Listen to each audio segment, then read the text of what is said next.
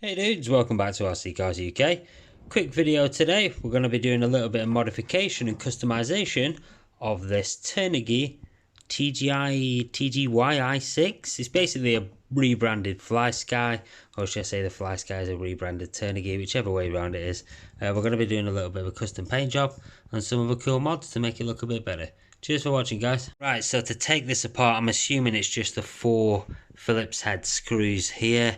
So we'll go ahead and take them apart now. You can't use sort of like a normal screwdriver because it's too fat, so you're going to need to get yourself a little tiny screwdriver and to get in there, down into the little holes itself to get the screws out. Take the batteries out obviously so you're not getting any power going to any boards.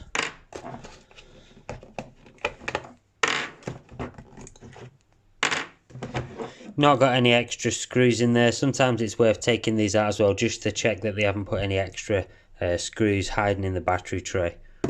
In this case they haven't, which is great, so we can just carry on and keep taking these out now. Right, so we've taken our screws out successfully there, no problems. To split the case, you'll probably want to find the seam at the top. So watch out because there is already a high gain antenna in the top of there, you see? So just watch out when you're cracking this apart. Be very careful. Let's spin this round. There you go, you see that high gain aerial antenna in the back. Oh, watch out because there will be connections screwed to the back as well. Don't worry about them, they're just for the battery tray and for the I think that's for the FPV, isn't it? If you're doing FPV or simulator or something like that, you can use that cable at the back for the feed out. So we don't use that anyway, but we're still going to keep that. It's just that we're just going to need to take them off before we can remove the back case. So just be very mindful of that. So don't rip the case open because you will end up ripping stuff off. Right, you can see here that we've just taken those 2 tiny Phillips head screws off there. Don't forget, keep all your screws because you will need them. So I've just taken those 2 off there so we can remove that little aerial antenna from the back, that input from the back. So now we've just got to focus on these 2 here. So now you've got 2 choices really. You can either slide them out, which I'm going to try and attempt to do now. Or, if you can't slide them out, what you can do is snip the wires and resolder them. I'm going to try and slide them out to avoid that, but let's just see how we go with that one, because what's usually done is that they're soldered on from the back. No, unfortunately there is no way of doing that, so what we're going to have to do is snip the power wires going in. The neg and pos, we've got neg and pos there, so we just need to snip them and keep an eye on them. So what we need to do is leave a little bit, little tip, leave a little bit so you know which is which. If you snip right down at the point and don't leave any conduit on top, then you're not going to know which is which come back. So just leave a little bit on so you've got enough to play with and you know which one's which when you come back to doing it. So having a quick look at the innards here, don't be daunted. There is quite a lot of stuff on these 6-channel larger stick remotes. There's a lot of programmability and stuff. There's a large digital screen at the bottom, an LCD screen displaying all your functions and mixing capabilities and throttle curves and all that kind of stuff, EPAs. So I digress. What we need to do is remove all these now. So everything here is removable. So quick tip again, take a picture. Take a picture just like this as we are now. So later on, it might take you days, for example. It's going to take me a couple of hours, I reckon. But maybe tomorrow by the time I put it back together, might have a little drink tonight, come back tomorrow and think, what the heck am I doing here? So what you need to do is take a quick picture or a video and you can even take a video and explain to yourself what goes where and point to stuff so you know what you're doing.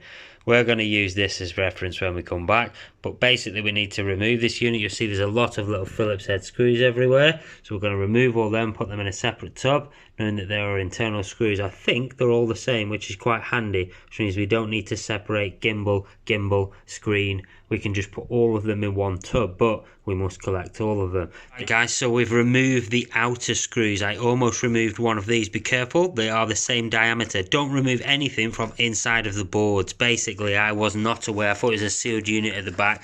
It is not a sealed unit. If I can just poke that down there, not very good of a view. I can appreciate, but I can remove that in a minute and show you. But basically, the little tip, don't remove any of these because there is components attached with these on the other side of the board. So basically, it's the outer screws, 1, 2, 3, 4, 5, right? So remove the outer screws. See, there's more inner screws there, so just outside screws, and the board will lift away. It isn't coming away fully because we've not snipped our positive and negative at the moment. Obviously there's no power there, so don't worry about that. But yeah, we're just going to carry on and loose remove everything before we snip that, so we can just basically heave everything out. I'm assuming this will be the same.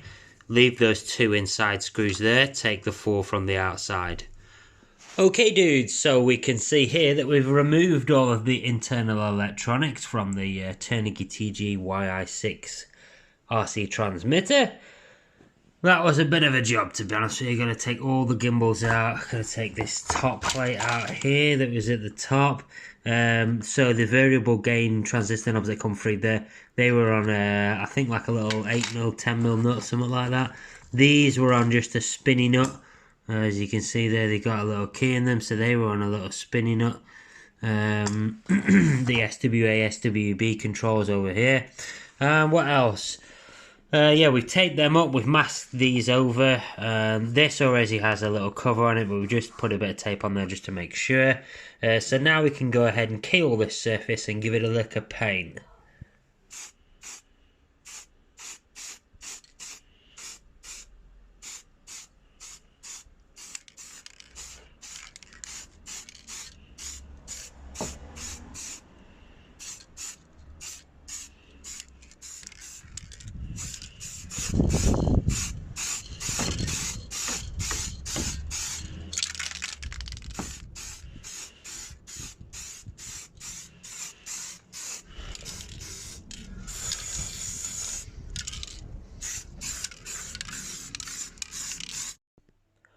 Okie dokie guys, so you can see here that the cases have been painted.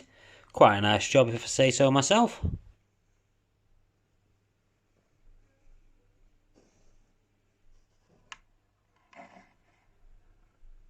Now what we are doing here is we are swapping our gimbals over. So as you may well know if you follow me on Facebook, I did mention that I was going to swap the gimbals over. I wanted the dead stick, which is the no return stick, to be on the other side. I wanted it to be on my left hand side for my throttle. It isn't, it's on the right hand side, so I need to swap the gimbals over. Obviously the position of them, if the like that and then swap like that, means that the channels will then need to be reversed to recognize them correctly, because obviously we'll be swapping them orientation wise, aren't we? So we're just doing that now and bolting everything back in. We've just seated the main board back onto the little lugs there, so we're going to pop that back on now, and then we're going to get it all back together and give it a test. Right, so we've got our main board and screen installed. We've got our buttons. There's some here and there's some there behind the screen installed, reinstalled. Don't forget to do that before you screw this main board back down. We've got our ancillary board for our trims here. That's back in. You can see the top tab of the lanyard attachment is back in, so the lanyard attachment is back in and been pulled through. That was a bit of a tight fit actually. Then the gimbals went back in the reverse order that we took them out of. Obviously that stick was over here and that stick was over here. We flip-flopped them over, so now we just need to place our high gain antennas. This one here, as you'll note, had the aerial casing on, which came in 2 pieces, so that on the pushing back together. Now they see the little antenna sits in a cradle there, and it's just a snap together aerial that needs to go back in. But before we put those aerials and antennas back in, what we need to do is put our little top pots back in either side, and our little other parts in as well, transistors, so they need to go in as well from the back and be wired back into the board, which took them out of here I believe, and then they'll go back into the board and be bolted from the front, and then the trim can go on and all that kind of gubbins as well. Right guys, you can see that we've changed over our gimbals now. We've got our dead stick on the left, which is how I wanted it, and our return stick on the right for our steering. So they've been swapped over. Don't forget they will need programming to sort them out properly. And we've got our trims in and our little VAB and stuff like that at the top. Right, so you can see that we've got our batteries back in our transmitter. 4 AAs, so that's going to sit at about probably 5.8 volts at the moment because they're not fully charged. They are just disposables. But we have a power source now because we have just soldered back on our pos and neg, so our power source should now power up our transmitter. Last thing to do before we close this up is check that we've got our little pot switches here the right way up, because these transmitters to arm, when you turn them on, it won't let you actually arm the transmitter and get forward or reverse throttle unless the neutral position is found on the throttle stick, and also all the switches are up for the ailerons. If you're on a plane or whatever, a glider, all the switches are off onto the up position, the unarmed position, as neutral. So we're just going to make sure that we got these the right way round, basically. So there we have it, guys, all back together. Let's just slide the freshly painted battery cover on. Carefully does it, we don't want to scratch that paint. There we go. There it is from the back. It's got quite a nice finish. It's been lacquered. It's all been lacquered and everything. So there you go, customised tgyi6 Turnigy transmitter from RC Cars UK. Obviously needs a bit of a clean up, but yeah. So yeah, it's coming on quite well.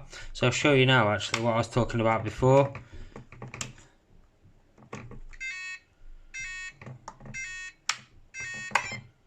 Obviously if you don't have all those aileron switches at the top there in the up position, you will find out when you turn it on, because you'll have to guess the combination, because it might not just be a single one, it could be 3, it could be 2, and then you have to go around guessing the combination then, which I've just had to do and rectify a few. But there we go, that's basically it. Pretty cool little mod for your Turnigy. Thanks guys.